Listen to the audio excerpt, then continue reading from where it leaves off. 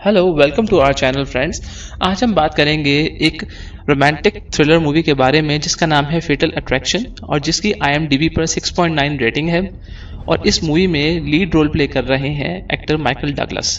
तो कहानी कुछ इस तरह शुरू होती है कि डैनियल एक बेहतरीन और कामयाब मैनहट्टन में लॉयर होते हैं और शादीशुदा भी होते हैं। उनके काम की वजह से वो एक पब्लिशिंग कंपनी की एडिटर एलेक्स से मिलते हैं।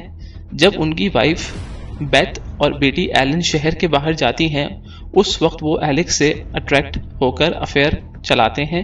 शुरू में तो उस अफेयर को दोनों एक फ्लिंग समझते हैं, लेकिन बाद में एलेक्स डैन के पीछे पड़ना शुरू हो जाती हैं क्योंकि वो अट्रैक्ट होना शुरू हो जाती हैं डैन की तरफ। एक रात डैन अचानक बीच रात को चले जाते हैं। फिर डैन बेदिली एलेक्स की रिक्वेस्ट पर उनके साथ अगला दिन गुजारते हैं। जब वो वहां से जाने का कहते हैं, फिर वो अपनी कलाई काट लेती हैं, जिसकी वजह से डैन को उनके पास रुकना पड़ता है और एलेक्स की बैंडेज करनी पड़ती है और वो रात उसके साथ ही गुजारते हैं इसलिए ताकि वो ठीक हो जाए। और फिर वो सुबह चले जाते हैं। डैन समझते हैं कि अफेयर अब भूली कहानी हो चुकी है, लेकिन एलेक्स फिर डैन के ऑफिस आती हैं और माफ़ी मांगने के लिए अपने बिहेवियर के वजह से, और डैन को इनवाइट करती हैं मैडम बटरफ्लाई के प्ले में, जिसको डैन बहुत आराम से और मोहब्बत से मना कर देते हैं। फिर एलेक्स बार बार डैन के ऑफिस में उसको कॉल करना शुरू कर देती हैं, जिस पर डैन अपनी सेक्रेटरी को उसकी कॉल लेने से मना कर देते हैं। फिर एलेक्स हर वक्त डैन के घर पर कॉल करना शुरू कर देती हैं और डैन से कहती हैं कि वो प्रेग्नेंट हैं उनके बेबी की और वो ये बेबी रखना चाहती हैं, जिस पर डैन का बच्चे की जिम्मेदारी लेने का कोई इरादा नहीं होता, जिस पर एलेक्स उनको बच्चे की और उसकी रिस्पॉन्सिबिलिटी लेने के लिए जिद करती हैं। फिर डैन अपने घर का फ़ोन नंबर चेंज कर लेते हैं। फिर जब डैन अपना अपार्टमेंट सेल करना चाह रहे होते हैं, तब एलेक्स खरीदार बनके उनके अपार्टमेंट आती हैं और डैन की वाइफ बेथ से मिलती हैं और अपने आप को उस अपार्टमेंट को खरीदने में इंटरेस्टेड दिखाती हैं। उसी रात डैन एलेक्स के अपार्टमेंट उससे बात करने जाते हैं, जहां उनका झगड़ा हो जाता है, जिस पर एलेक्स कहती हैं कि तुम मुझे इग्नोर नहीं कर सकते। डैन फिर अपनी फैमिली को लेकर बेडफोर्ड शिफ्ट हो जाते हैं, लेकिन इससे भी एलेक्स नहीं रुकती और डैन को अपनी रिकॉर्डिंग भेजती हैं जिसमें वो डैन को गालियां देती हैं। फिर वो डैन का पीछा भी करती हैं और उसकी कार पर एसिड डाल देती हैं और उसकी कार का इंजन भी खराब कर देती हैं। और एक रात पीछा करते करते उसके घर तक पहुंच जाती हैं और डैन बेथ और एलन पर झाड़ियों के पीछे से नजर रखती हैं और उसकी फैमिली को देख के जलन करना शुरू कर देती हैं।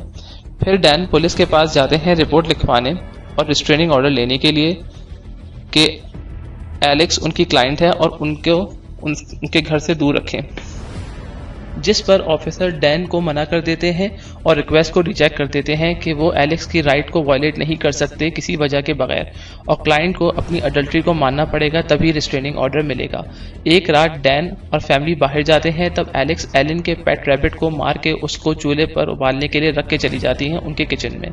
जब बेथ देखती हैं तो खौफ से चिल्लाती हैं। फिर डैन बेथ के सामने कबूल करते हैं अपने अफेयर और एलेक्स की प्रेगनेंसी के बारे में, जिस पर बेथ गुस्से से पागल हो जाती हैं और डैन को वहां से जाने को कहती हैं।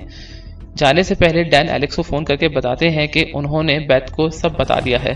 बेथ फोन लेके एलेक्स को धमकी देती हैं कि अगर एलेक्स पीछे नहीं हटी तो वो उसको जान से मार देंगी। तो फिर एलेक्स चुपचाप एलन को स्कूल से ले जाती हैं अम्यूजमेंट पार्क।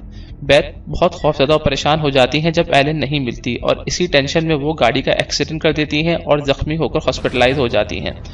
और एलन एलेक्स के साथ सही सलामत घर आ जाती हैं।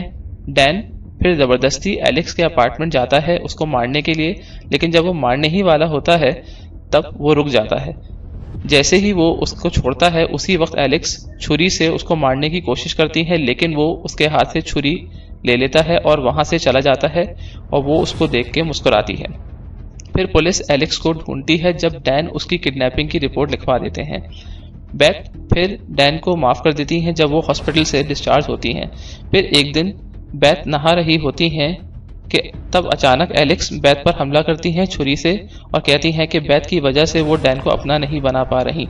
जब वो बेथ पर हमला करती हैं तब डैन बीच में आ जाते हैं और उसको बाथटब में डुबा के मारने की कोशिश कर रहे होते हैं कि एलेक्स पानी से निकलकर डैन को जख्मी कर देती हैं उसी छुरी से, जिस पर बेथ डैन की पिस्तौल से एलेक्स को गोली मारती हैं और एलेक्स मर जाती हैं। आखिरी सीन में दिखाते हैं कि पुलिस की कार आती है उनके घर के बाहर। डैन अपना बयान देकर बेथ के साथ कमरे में आ जाते हैं जहां उनकी फैमिली की पिक्चर पीछे रखी हुई होती है।